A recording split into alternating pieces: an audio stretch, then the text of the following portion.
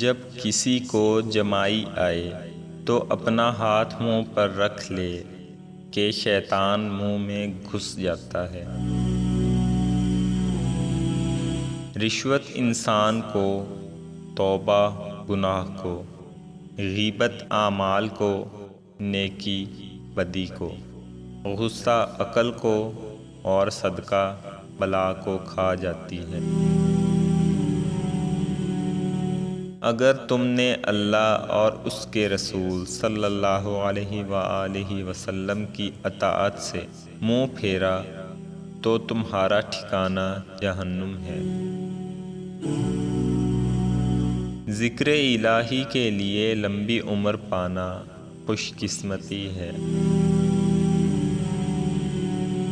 ہر علم کے ساتھ عمل چاہیے کہ بے عمل عالم بے جان جسم کی مانند ہے۔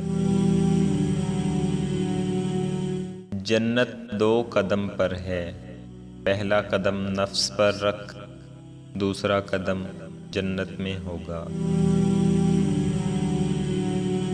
جہالت جیسی کوئی غربت نہیں۔ غصے کے وقت عقل کی پہچان ہوتی ہے۔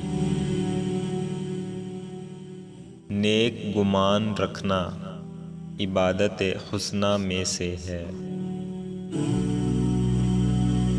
علم مال سے بہتر ہے، کیونکہ مال فرعون اور قارون کی میراث ہے اور علم انبیاء کی۔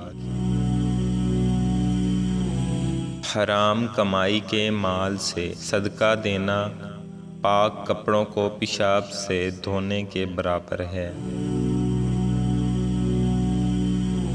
جس طرح بغیر صبر کے جسم بیکار ہے، اسی طرح بغیر صبر کے ایمان۔